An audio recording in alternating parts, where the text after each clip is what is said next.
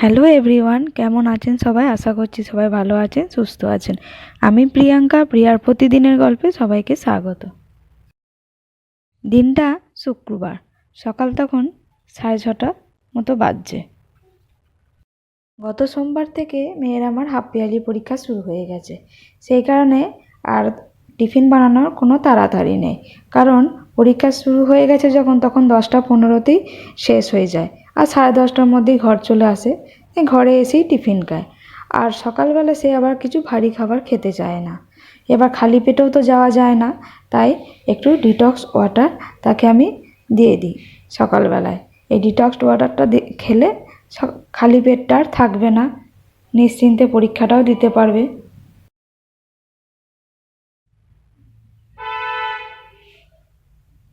ভালো করে পরীক্ষা দিবে, হ্যাঁ? All the best. এই পরীক্ষা শুরু হলে তাকে এই দই হলুদে ফোঁটা দিতেই হবে, কারণ ইন্ডিয়াতে ছোট থেকেই তার ঠাকুমা আমাকে দেয়া করাতো দই হলুদে ফোঁটা পরীক্ষা দিতে যাওয়ার আগে। তো সেটি ওর মনে বসে আছে। একদিন আমি এখানে দই হলুদে ফোঁটা দিইনি, পরীক্ষা দিতে চলে গেছে। তা সেদিন তার পরীক্ষা খারাপ হয়েছিল, তাই আগের দিন রাত্রেবেলায় আমাকে মনে করিয়ে দেয়, মা তুমি কিন্তু কালকে সকালে দই হলুদে ফোঁটাটা তুমি দেবে। তাই দই হলুদে ফোঁটা না নিয়ে সে স্কুল যায় না। এদিকে আমার রান্নাও হয়ে গেছে। এটা একটু ডাল ভাতে করেছি, আর ভাত করেছি, একটু ডিমের ঝোল করেছি পাতলা করে, আর কিছু করিনি। আর ফ্রুটস আছে। একটু ডাল ভাতেটা করি, তার কারণ মেয়ে আমার ডাল যেদিন করি সেদিন ডাল তো খাই না, তাই ডাল ভাতেটা করলে একটু ডাল ভাতেটা খায়। সেই কারণে সপ্তাহে প্রায় দিনে আমাদের একটু ডাল ভাতে করি, যাতে মেয়ের পেটে ডালটি যায়। আর ডালটি তো খাওয়া খুবই উপকার। আর এদিকে সপ্তাহে যে কোনো একটা দিন সিস্টার এই শেলফগুলো পরিষ্কার করে। যেদিন কাজের চাপ কম থাকে সেদিন ও নিজের মতো শেলফগুলো পরিষ্কার করে দেয়। তাই আজকে একটু রান্নারও কোনো চাপ ছিল না, বেশি কাটাকুটিও ছিল না, সেই কারণে কাজটা কম বলে সে শেলফগুলো পরিষ্কার করছে। এদিকে রান্না বান্না সব হয়ে গেছে, স্নান টানও সেরে নিয়েছি। এবার একটু জলখাবারটা বানিয়ে নিই, এই চলে এলো বলে মেয়ে আমার। এদিকে বাইরেটা দেখুন কত রোদ। এই যে এবার রোদ শুরু হলো। এই এতদিন বৃষ্টি চলছিল, এবার এই যে রোদ শুরু হবে, মানে ইন্ডিয়াতে যখন শীতকাল পড়বে তত আমাদের এদিকে রোদ গরম বাড়বে। আজ টিফিনে একটু ওর জন্য ওই ডিম টোস্ট বানিয়ে দেবো। ওর যেটা ফেভারিট, ডিম দিয়ে দুধ দিয়ে, সেই ডিম টোস্টটাই বানাবো আজকে। মেয়ে আমার তাড়াতাড়ি চলে আসে বলে ওই জন্য একা একা আর সকালে ব্রেকফাস্ট আর কিছু করি না আমি। এই সকালবেলায় একবারে স্নান টান সেরে নিই, সেরে নিয়ে পুজো টুজো করে একবারে ব্রেকফাস্ট বানাই। মেয়ে আসে ততক্ষণ একসাথে মা মেয়ে বসে বসে গল্প করতে করতে খায়। ওদিকে মেয়েও আসছে মনে হচ্ছে, কেন আওয়াজ পাওয়া যাচ্ছে, গল্প করতে করতে বন্ধুদের সাথে আসছে। দাঁড়ান একবার দেখি বাইরেটা যে আসছে কি না। হ্যাঁ, এই যে গেট খোলার আওয়াজ পাওয়া গেল। রানিমা চলে এসছে পরীক্ষা দিয়ে। কে জানে কেমন পরীক্ষা হয়েছে আজকে, দাঁড়ান জিজ্ঞাসা করি। সব পেরেছ? হ্যাঁ। সব কিছু তো? হ্যাঁ। বাহ, কোনো কিছু ছেড়ে আসেনি তো? লিখে এসছো সব কিছু? হ্যাঁ, সব কিছু লিখে এসছি, একটাও ছাড়িনি। বাহ, গুড গার্ল। যা হাত পা ধুয়ে এসো, খাবার করছে। হ্যাঁ। আচ্ছা, আমার পেপার 1 ঘন্টায় কমপ্লিট হয়ে গেছে। কতক্ষণ? 1 ঘন্টা। 1 ঘন্টায় কমপ্লিট পেপার? বাহ। আর কতক্ষণ টাইম? 2 ঘন্টা? হ্যাঁ। বাহ।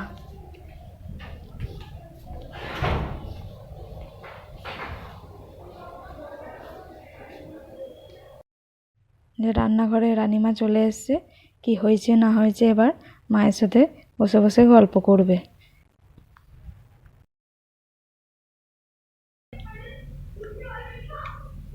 আজকে না গ্রেড 8 খান ছিল। কেন? অনেক হার্ড পেপার এসেছিল, আর একজনের তো পুরো আউট অফ 20 15টা কোয়েশ্চেন ছুটে গেছে। হ্যাঁ।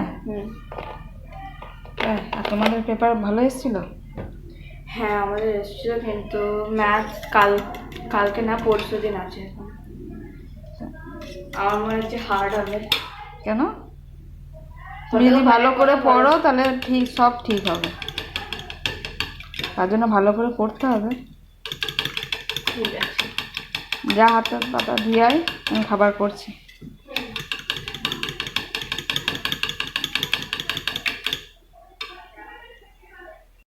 এই শুরু হলো তার এবার গল্প। এবার ব্রেকফাস্ট যতক্ষণ করব মা মেয়ে বসে বসে, এবার তার গল্প চলবে স্কুলে আর কি হয়েছে না হয়েছে, কি হলো না হলো, স্কুলের সমস্ত গল্প এবার মাকে শোনাবে।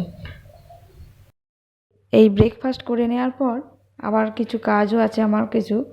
ছেলেদের কাছে তো মেয়েদের কোনো কাজের দামই থাকে না, তাই তারা মনে করে মেয়েরা শুধু ফোনই দেখে। আমার বর তো এখানে তো কাজের মেয়ে সবই করে দেয়, সেটা জানে, সেই জন্য আরও বলে যে তোমার তো রান্না হয়ে যায় সকাল থেকে, তারপর তাও তুমি ফ্রি, আর কোনো কাজ থাকে না তোমার।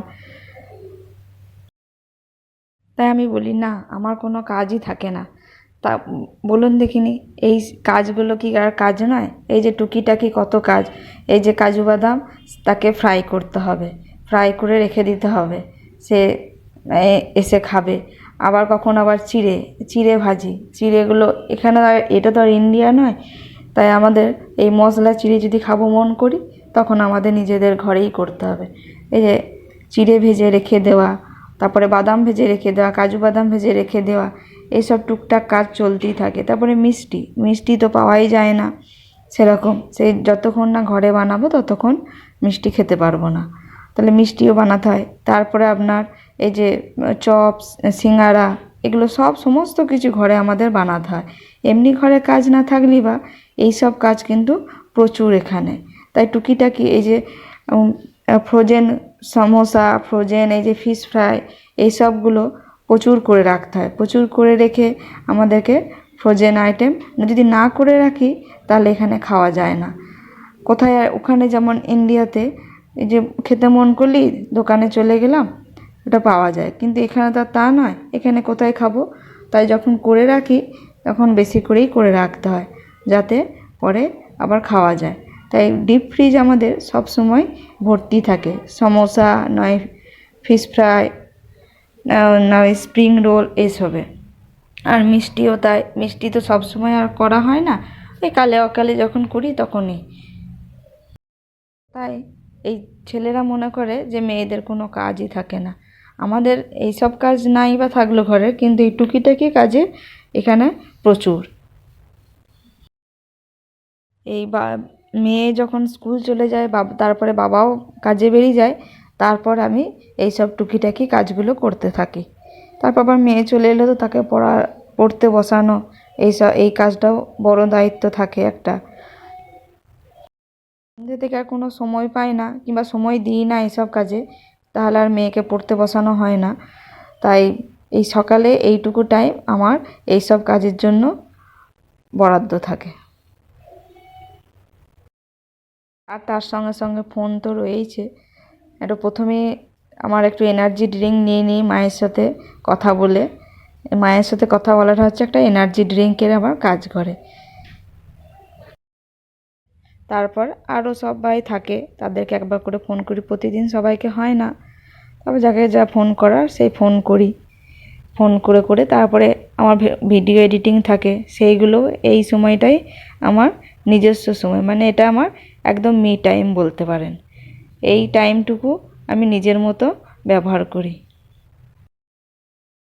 মেয়েদের নিজেদের জন্য কিছুক্ষণ সময় রাখা দরকার, তাই আমি এই সময়টাকেই বেছে নিয়েছি আমার নিজের জন্য।